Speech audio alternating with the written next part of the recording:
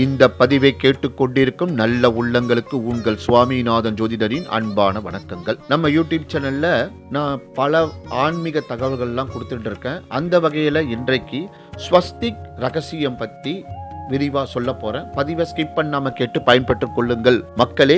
அதற்கு முன்னாடி நம்ம யூடியூப் சேனல்ல யாரெல்லாம் சப்ஸ்கிரைப் பண்ணலையோ சப்ஸ்கிரைப் பண்ணுங்க, ஷேர் பண்ணுங்க, லைக் பண்ணுங்க. இப்ப பதிவுக்குள்ள போயிடலாம்.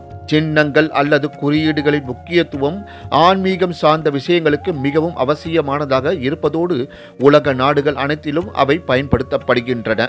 அத்தகைய சின்னங்கள் தனி நபரது வாழ்க்கை முறைகளிலும் நல்ல மாற்றத்தை ஏற்படுத்துகின்றது என்ற நம்பிக்கை அனைத்து நாடுகளிலும் உண்டு. ஸ்வஸ்திக் சின்னம் யஜுர் வேதத்தில் இதை பற்றி குறிப்பு உள்ளது.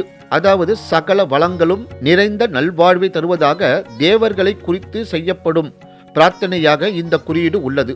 வேத பிரார்த்தனையில் உள்ள ஸ்வஸ்திக் என்ற வார்த்தை தடைகள் இல்லாத நல்வாழ்வு என்ற அர்த்தத்தில் குறிப்பிடப்பட்டிருக்கின்றது. அந்த நிலையை ஏற்படுத்தும் சின்னமான ஸ்வஸ்திகா எனப்படும் ஸ்வஸ்திக் என்று பயன்படுத்தப்படுகின்றது. மகாவிஷ்ணுவின் வலது கரத்தில் உள்ள சுதர்சன சக்கரத்தின் வடிவமே ஸ்வஸ்திக் என்றும் ஒரு கருத்து இருக்கின்றது. செங்கோண வடிவத்தில் மேலிருந்து கீழாக மற்றும் இடமிருந்து வலமாக ஒன்றுக்கு ஒன்று குறுக்காக செல்லும் கோடுகள் மூலம் இவ்வடிவம் உருவாக்கப்பட்டுள்ளது. இந்த சின்னத்தில் இருக்கும் 8 கோடுகளும் 8 திசைகளை குறிப்பதாகும். அந்த திசையிலிருந்து புறப்படும் சுப காரிய தடையை உண்டாக்கும் சக்திகளை ஸ்வஸ்திக் தடுப்பதாகவும் ஐதீகம் உண்டு.